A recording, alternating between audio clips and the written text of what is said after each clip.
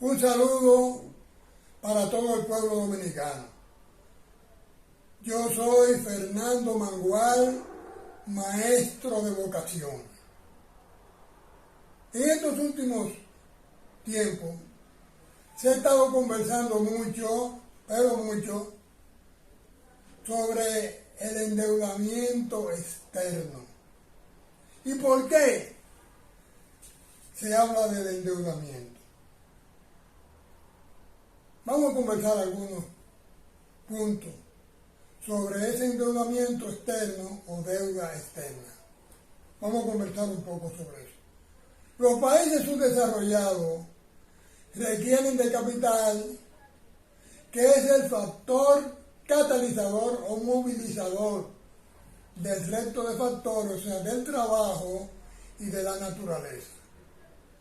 Y entonces esa combinación factorial, capital, trabajo y naturaleza, genera lo que se conoce como producto, que aquí lo conocemos como PIB, Producto Interno Bruto.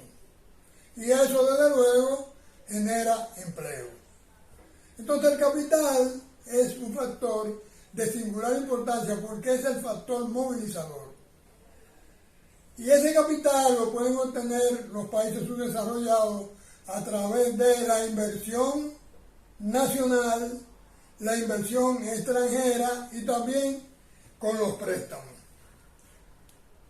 Cuando un gobierno toma dinero prestado a entidades internacionales y al resto del mundo, puede tener dos destinos ese préstamo. Puede financiar proyectos productivos y esos proyectos productivos generarán los recursos para pagar el préstamo, por lo cual ese tipo de préstamo resulta adecuado. Pero también el préstamo se puede tomar para destinarlo a improductividades, o sea, a gasto corriente o a proyectos que no son capaces de generar los recursos para pagar el préstamo. Entonces, indiscutiblemente que se llama eso improductivo. ¿Cómo se calcula aquí y de lo que se habla normalmente en el país sobre la deuda externa? Se divide la deuda externa entre el PIB o el Producto Interno Bruto y ese porcentaje, un 54, un 60, y los economistas dicen que el país está muy endeudado porque ya el 64% del producto constituye la deuda. Y ese es un punto que se comenta mucho y es el que más se comenta. Pero hay otro tema en ese sentido, que es el análisis político que hay que hacer sobre eso. Y el análisis político que hay que hacer sobre eso no es que la deuda es el 64, el 65% del producto, sino que en la medida que un país se endeuda, en ese mismo grado también disminuye la soberanía del Estado y la independencia de un país. Quiere decir que la deuda constituye un elemento que hace que los países, los estados, los gobiernos pierdan soberanía.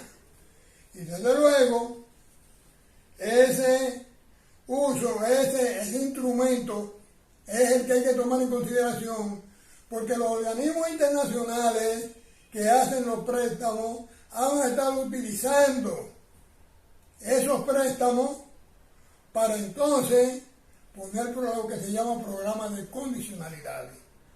Si usted tiene una deuda que no puede pagar, hay que renegociarla, porque si no le cierran todas las vías de comercialización con el resto del mundo.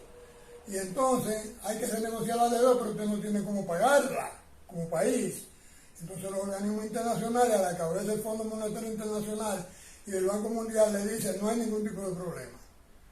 Nosotros te vamos a resolver eso.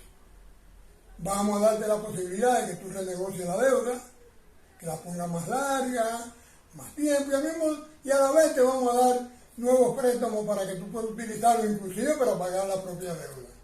Ahora bien, tú tienes que hacer, tú tienes que implementar como gobierno una cantidad de medidas que nosotros te vamos a recomendar y viene el programa de ajuste. Programa de ajuste que el organismo internacional impone al país. Y desde luego eso es lo que se ha utilizado para que la mayoría de los países, todos los países latinoamericanos y la República Dominicana también, implementen lo que se llama la globalización neoliberal.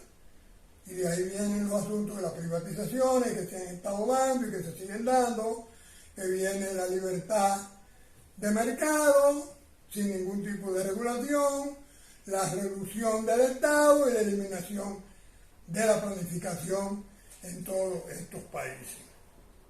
Ahora bien, se habla mucho de los préstamos y normalmente se señala al presidente de la República como el principal responsable del endeudamiento. Yo no quiero decir que no lo sea.